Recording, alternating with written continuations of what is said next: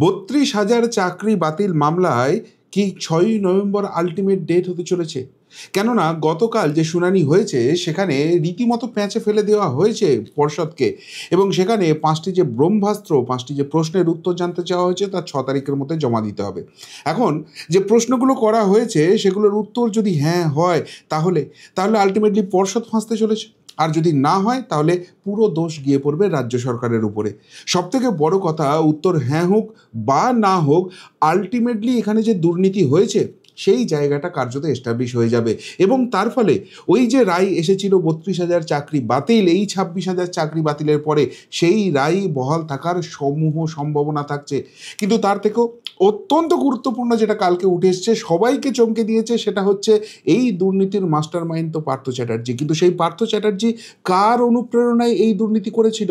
সেখানে উঠে এসেছে সেই জনৈক অভিষেক বন্দ্যোপাধ্যায়ের নাম, এবং তার অস্ত্র হিসেবে, তার প্রমাণ হিসেবে সিবিআইয়ের চার্জশিটের পাশাপাশি সুজয় কৃষ্ণ ভদ্র, কালীঘাটের কাকু, তার রেফারেন্সও উঠে এসছে।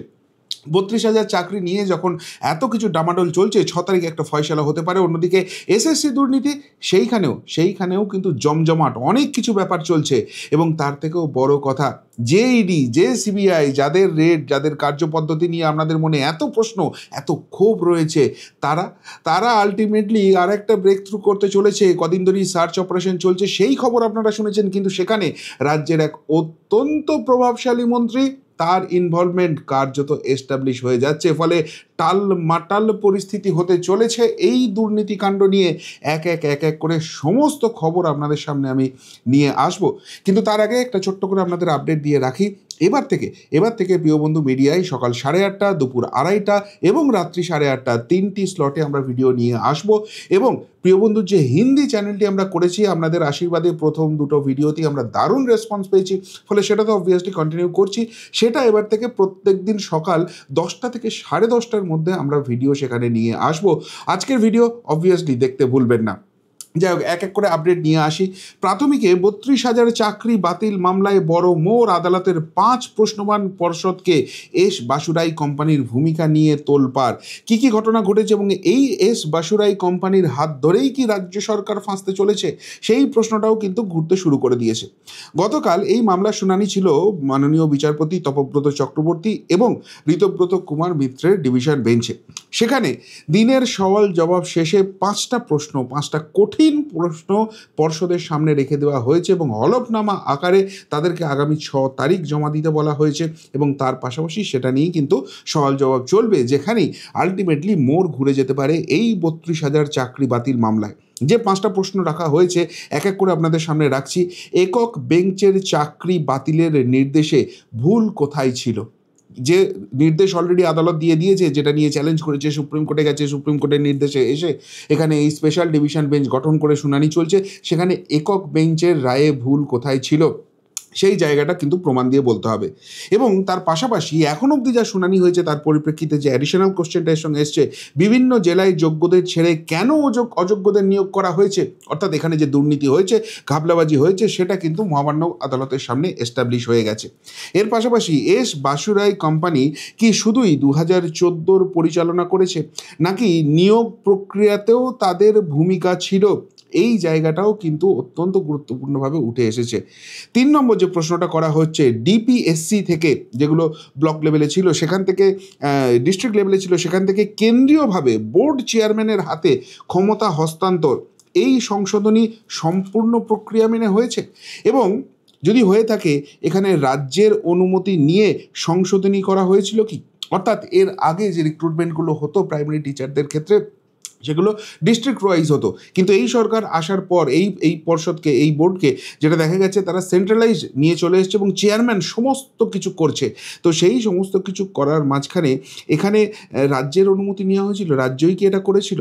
এবং রাজ্য যদি করে থাকে তাহলে এস বাসুরাই যে ইনভলভমেন্ট রয়েছে সেখানে রাজ্যের কি ভূমিকা ছিল, সেই সমস্ত কিছু ডিটেলিং কিন্তু দিতে হবে।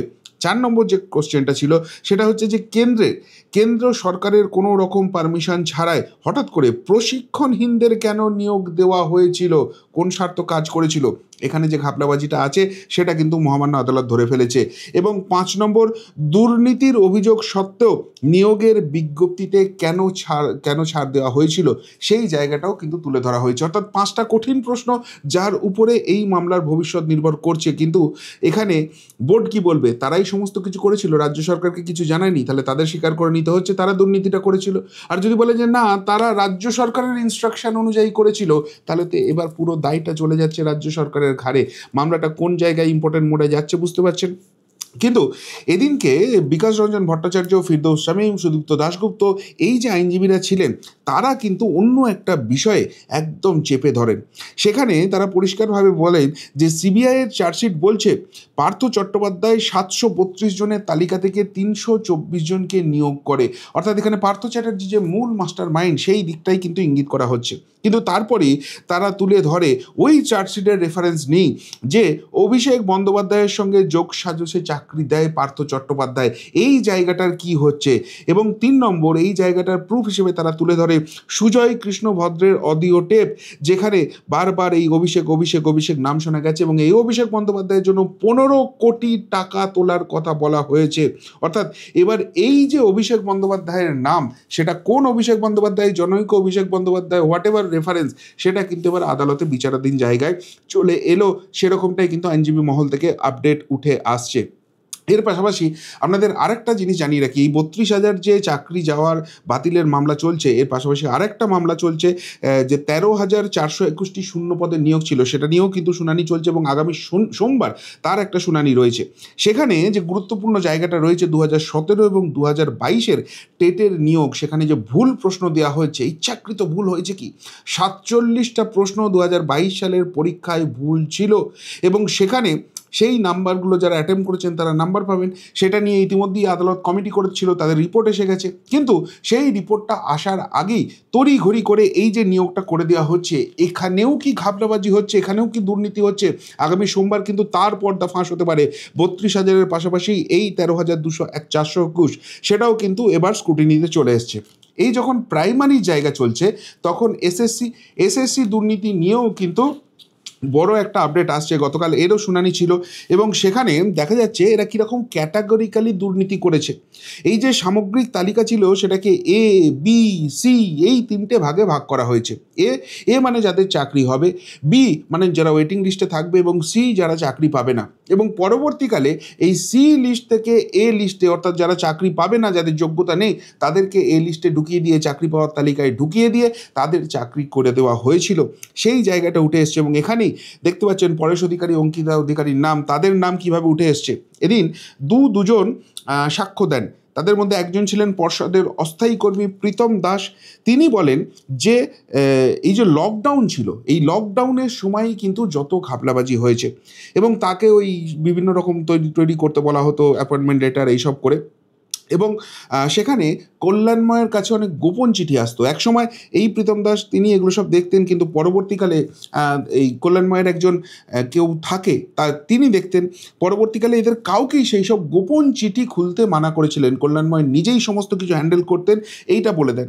এবং যে ওই অন্য সাক্ষীর কথা বলা হচ্ছে যে কল্যাণময় গঙ্গোপাধ্যায়ের যিনি আত্মসহায়ক ছিলেন, তিনি বলছেন যে এই সময়ে পরেশ অধিকারী এবং অঙ্কিতা অধিকারী তারা আসতেন এবং তারা সভাপতির ঘরে বসতেন, তারপর দীর্ঘক্ষণ তারা রিক্রুটমেন্ট সেলে থাকতেন, কিন্তু কি কথা হতো সেটা তিনি বলতে পারেন না। অর্থাৎ এই যে পরেশ, অঙ্কিতা এরা নেকুপুসু করছে, কিছু জানে না, কোনো কিছুর সঙ্গে ইনভলভমেন্ট নেই, এদের সাক্ষ্য থেকে কিন্তু অন্য অ্যাঙ্গেল উঠে আসছে।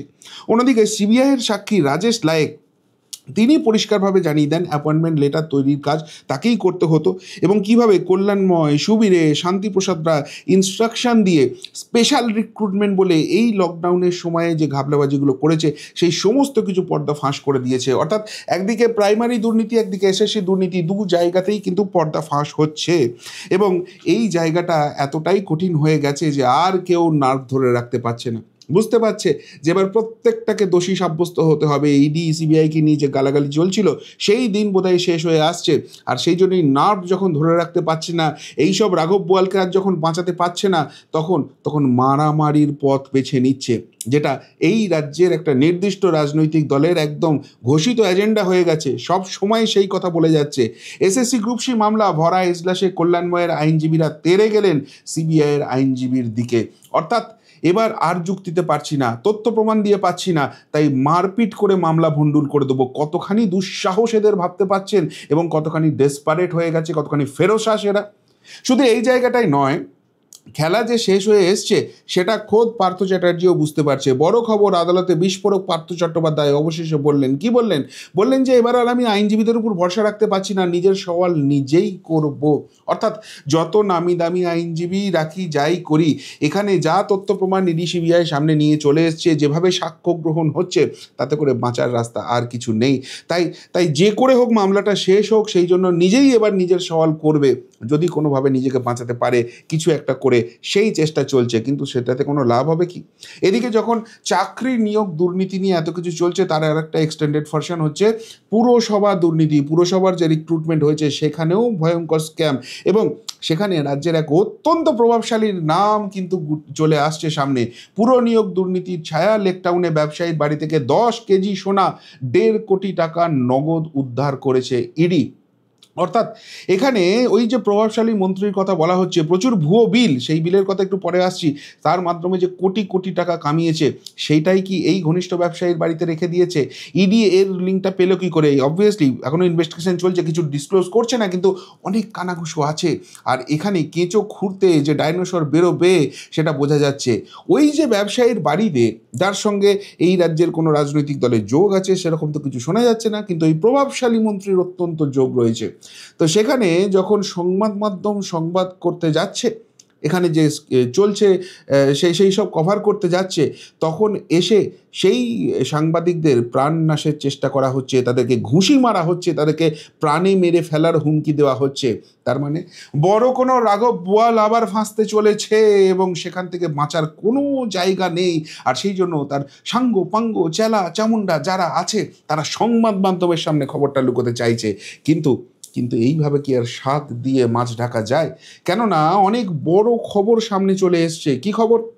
জানা যাচ্ছে যে রাজ্যের ওই প্রভাবশালী মন্ত্রীর বাড়িতে অলরেডি কিন্তু এই যে মিউনিসিপ্যাল রিক্রুটমেন্ট স্ক্যাম, সেটা নিয়ে সার্চ অপারেশন হয়ে গেছে, এবং সেখানে একটা ভুয়ো নির্মাণ সংস্থার হদিশ পাওয়া গেছে। প্রচুর বিল, এবং সেই বিল থেকে প্রচুর টাকার লেনদেনের খবর পাওয়া যাচ্ছে। তো সেই বিলগুলো দেখে যে অ্যাড্রেস পাওয়া গেছে, সেই ভুয়ো সংস্থায় গেছে ভেঙ্কটেশ বা এই ধরনের কিছু একটা নাম সংস্থাটা। সেখানে গিয়ে দেখা যাচ্ছে তালাবন্ধ, কেউ কোথাও নেই। তালা ভেঙে যখন ভেতরে ঢুকেছে আধিকারিকরা, যারা তদন্তকারী অফিসার, দেখছে ভেতরে একটা চেয়ার অবধি নেই। অর্থাৎ পুরোপুরি ভুয়ো সংস্থা, কোনো রকম কোনো কাজ করে না, অথচ সেই সংস্থার হয়ে কোটি টাকার বিল ওই প্রভাবশালী মন্ত্রীর বাড়িতে আছে। আর সেইখান থেকে কি কালো টাকা সাদা করা হয়েছে, যেগুলো এইসব ব্যবসায়ীর বাড়িতে সোনা করে, ক্যাশ টাকা করে লুকিয়ে রাখা হয়েছে। আর সেটাই এখন ইডি যখন খোঁজ পেয়ে নিতে যাচ্ছে, আস্তে আস্তে বড় মাথার দিকে যাবে, তখন ওই মন্ত্রীর যারা চেলা চামুন্ডা শান্ত্রপন্ত্র আছে, তারা ভয় পেয়ে গেছে, আর সেই জন্য সংবাদ মাধ্যমকে পেটাচ্ছে। এই অবস্থায় চলছে দুর্নীতি এক্সপ্রেস। আর সেই দুর্নীতি এক্সপ্রেসকে এক্সপোজ করার কাছে একদিকে যেরকম রেড চলছে, অন্যদিকে আদালতে লড়াই চলছে। শেষ পর্যন্ত কি ইডি সিবিআই কাটাতে পারবে তাদের উপর যে দাগ লেগেছে, যে তারা কিছুই করতে পারে না? এতদিন ধরে তদন্ত করে শুধু বসে আছে, আজ অব্দি কাউকে সাজা দেওয়াতে পারেনি। যেদিকে মোড় যাচ্ছে সেখানে তো বড় কিছু ইঙ্গিত আসছে, কিন্তু আবারও ওই বড় মাথার দিকে কবে যাবে সেই প্রশ্ন আমাদেরও থাকছে, আপনাদেরও নিশ্চিতভাবে থাকবে। কিন্তু এখনও অবধি যেভাবে চারিদিকটা ঘিরছে, একদিকে আদালত, একদিকে রেড, তাতে এটা বলাই যেতে পারে বিহার ইলেকশন মিটলে হাঁসফাঁস অবস্থা আরও বাড়বে। টাইমলাইন কিন্তু সেদিকেই এগোচ্ছে। কি বলবেন এই রাজ্যের এই দুর্নীতি এক্সপ্রেস আদালতে যেভাবে চলছে, ইডি সিবিআই যেভাবে চলছে, সেই নিয়ে যদি কিছু বলার থাকে অবশ্যই কমেন্ট বক্সে কমেন্ট করে জানাবেন। এমনকার মতো এখানেই শেষ করলাম, ফেরত আসছি নতুন প্রতিবেদন নিয়ে খুব তাড়াতাড়ি। ভালো থাকবেন, সাথে থাকবেন, পাশে থাকবেন। নমস্কার।